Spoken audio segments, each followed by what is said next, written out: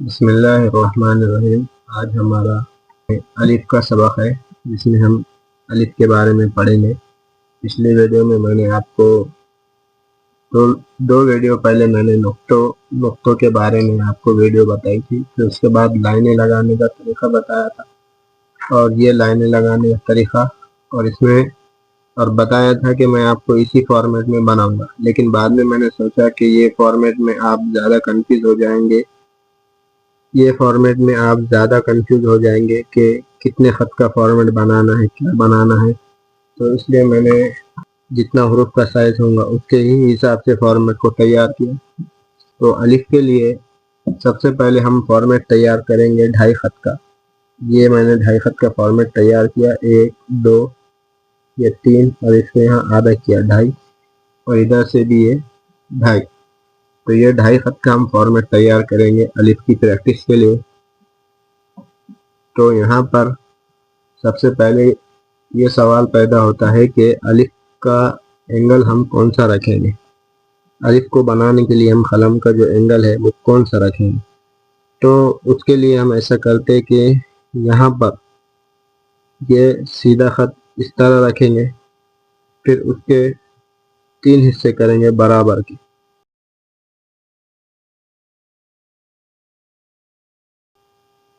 एक, दो, तीन, ये 3 हिस्से हो गए।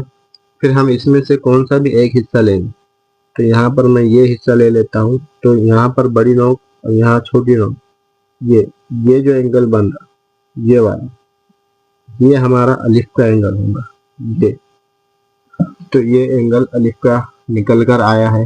तो इस एंगल पर हम अलिफ की मश्क करेंगे।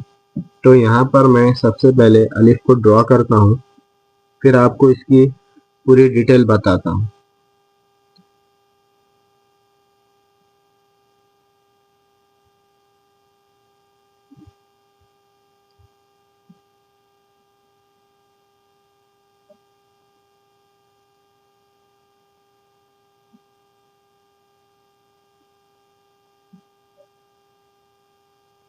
ये मैंने अलिफ को ड्रॉ किया। ये उसके बाद देखिए, अब सबसे पहले हम अलिफ को 2.5 ख़त से यहाँ से 1 ख़त ऊपर से स्टार्ट करेंगे। तो अब इसको मैं आपको डिटेल बताता हूँ।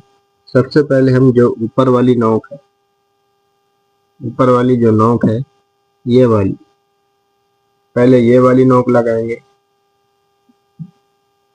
ये वाली नोक लगाएंगे, और हल्का सा चलाने के बाद पूरी कलम टिकाएंगे। ये मैंने पहले ये नोक लगाया, हल्का चलाया, और उसके बाद यहाँ पूरी कलम टिकाने के बाद मैं कलम को थोड़ी सी इस तरह से जुम्बिश दूंगा, और फिर उसको खींच कर लाऊंगा, और नीचे वही जो हमने स्टार्ट में किया था, वही हरकत होगी जो हमने स्टार्ट में किया था।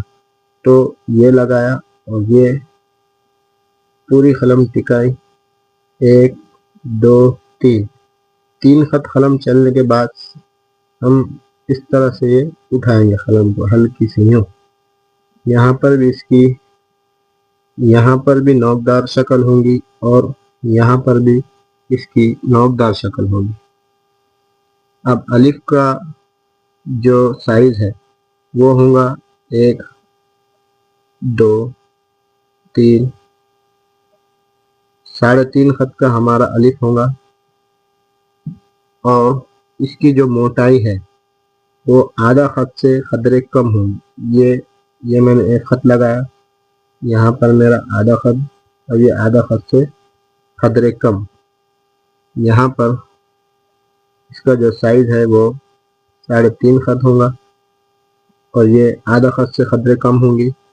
और यहाँ पर इसकी हल्की सी इस तरह कर्व है, इस तरह से, और वहाँ पर भी और यहाँ पर भी, दोनों तरफ इसके कर्व है। एक बार मैं आपको दोबारा इसको बनाकर बताता हूँ। पहले ये नोक रखी, इसके बाद ये पूरी कलम, ये हल्का सा ये जुम्बिश दिया, इसके बाद ये, तो इस तरह हम अलिफ की मशक करेंगे।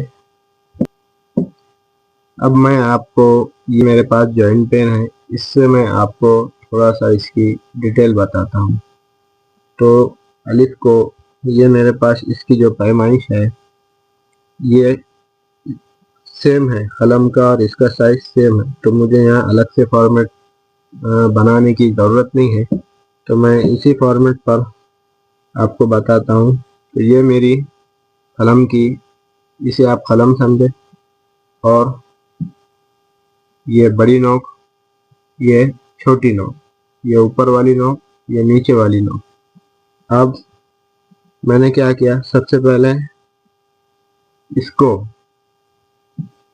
ये एक खत ऊपर से स्टार्ट किया और पहले ये नोक लगाकर हल्के से इसको इस तरह चला, फिर उसके बाद पूरा कलम टिकाया, ये किया, और ये 1 2 3 3.5, और ये इसको इस तरह से कंप्लीट, ये हुआ, ये इसका पूरा स्ट्रक्चर बन गया है। ये आधा खत से कदरे कम, यहाँ से हल्की सी कर्व, यहाँ से भी हल्की सी कर्व, और पैमाइश इसकी टोटल अलिफ की 3.5 खत होंगे।